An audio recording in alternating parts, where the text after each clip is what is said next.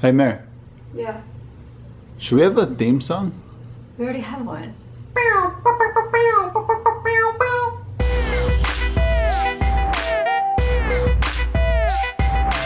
Are you sitting there wondering what is the Big Hearted Hustler Show? Well, this is a little web series where we go and visit an entrepreneur or a change maker in San Francisco. We get up all in their business and try to learn something from them. Okay, so today, actually wait, let me back up to last year. We made this video. I didn't love networking. I hate networking. We made this video for a group called Women Catalyst. Lindsay and I dreamed up Women Catalyst in a park one afternoon when we were thinking about what would the best possible networking event be. And then they made it. And today we're gonna be talking to one of the co-founders, Lindsay, this lady right here. Women Catalyst is different than any kind of networking event that you've ever been to. You're gonna get hugs instead of handshakes, and you're gonna meet people who are genuinely interested in getting to know who you are.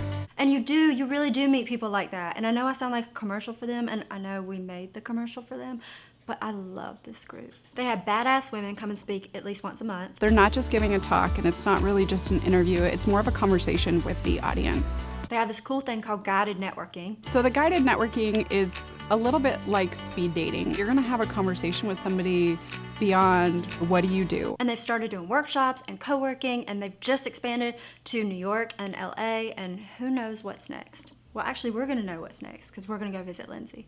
Y'all ready?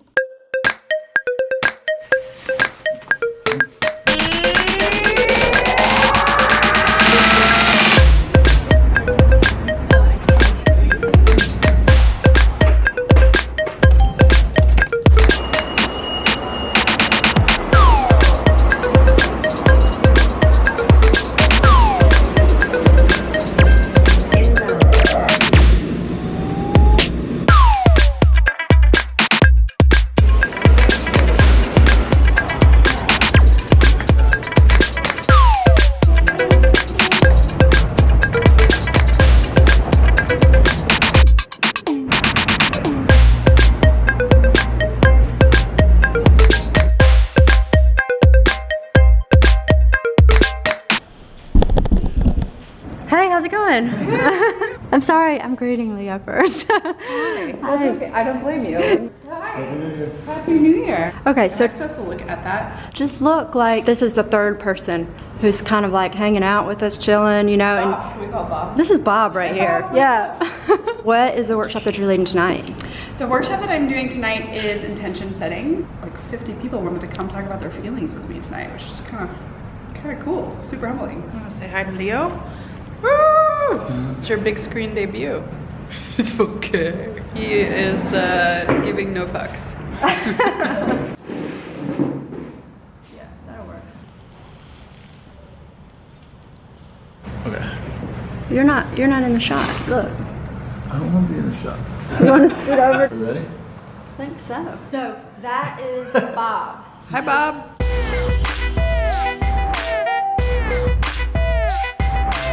Okay, you and Kim are creating something epic and uncharted. Thank you. With Women Catalyst. Where do you get the courage for it? That's an interesting question. I guess I don't really think of it as courage. I think like not doing it would be so awful that there's really not an alternative, right? So I have a purpose and a meaning through this. So I don't feel like it takes some kind of extraordinary courage to do that. I mean, courage is a word that means to break your heart open. She's like giving us so much more than we thought. So yeah, I mean, I think the act of creating something, you are breaking your heart open to do it. But I mean, the alternative is just so much worse. And you're welcome to reject any question. Yeah, I think, you know, like, Have you seen that Bill O'Reilly clip on the interwebs? Oh, I think I have. Do it live! Do it live! Okay, so the next question is community, connection, and support. Why are these so vital to entrepreneurs? I think a lot of people feel like they have to do everything themselves. Not only do you not have to do everything yourself, you can't do everything yourself. So yes, you have to wear multiple hats, and they're not all like the hat that you want to wear. But for the things that you don't know how to do or that you don't excel at, having outside support, and even if that support is just to talk about how hard something is, is so invaluable. If you're starting something yourself, it can be really lonely. It can be really hard. You want to feel like what you do matters, that you matter, and that people are there for you, and that you're there for them too. What's your advice for someone to create a real community and not just another networking group? Pay attention to how people feel. When Women Catalyst does an event, we really consider how we want people who come to leave feeling. And whatever that is, like the bottom line is we want them to leave feeling good. We want them to leave feeling better than they came. And I think a lot of events don't necessarily put an emphasis on that. It's such an intangible thing. I think it can be hard to like put that on your, your call list of the things that you're doing. Okay.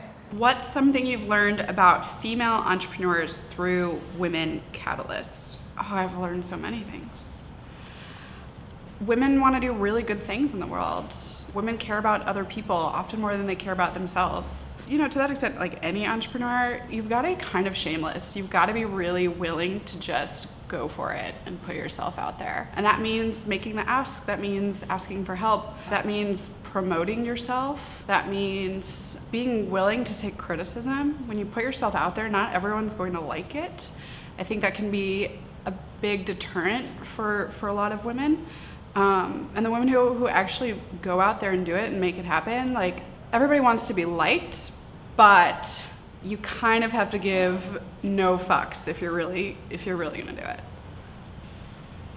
That might be my favorite quote of the night. Well, also I'll say the things that feel the most vulnerable are the things that are gonna inspire the deepest connection with the people who actually matter to you.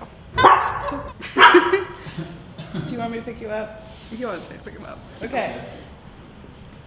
What's been one of the biggest challenges in launching or scaling Women Catalysts? I feel like you're gonna hate me for this one.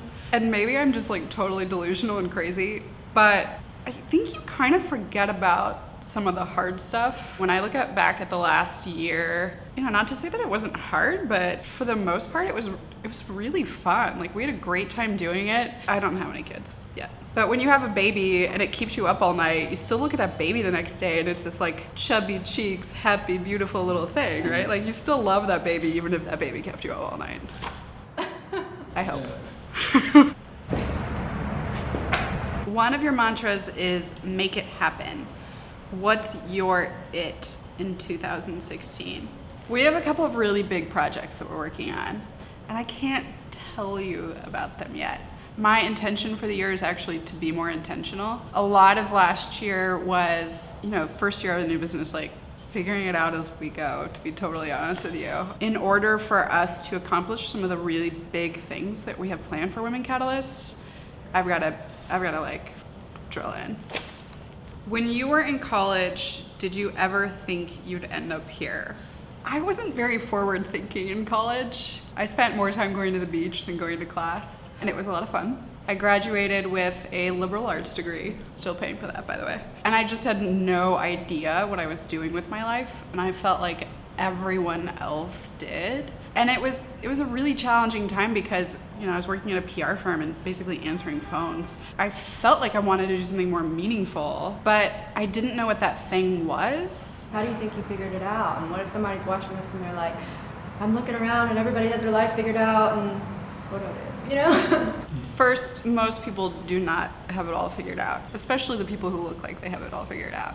How did I figure it out? So I was working in PR after college. I hated it. I hated it so much. And I started doing a lot of yoga. Like I was going to yoga sometimes twice a day. I ended up doing a yoga teacher training and started teaching on the side. Just like a class here and there to my friends. I was living in DC at the time, over it. I did not want to be on the East Coast anymore. I was just done. I quit my job and my boyfriend and I broke up and I bought a one-way flight back to California. And I got here right as the economy was collapsing. It was a terrible time to get like a pretty entry-level job in PR. They just weren't there. While that was a really awful time for a lot of people, it ended up being a really positive thing for me because instead of getting a job I didn't even want, I really didn't want, I started teaching yoga full-time. And while I never intended on being a full-time forever yoga teacher, that was a great stepping stone towards what I'm doing now. So I went from teaching yoga to coaching to Women Catalysts, and A linking thread for all of these is sharing tools and resources for transformation. So getting from where you're at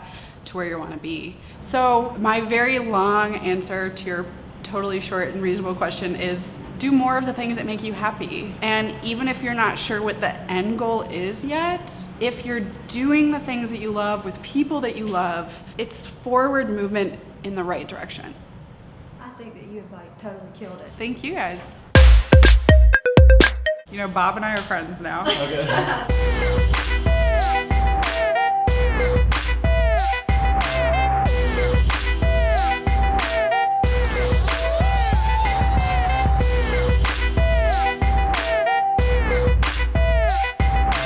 Hi, this is Bob Jr.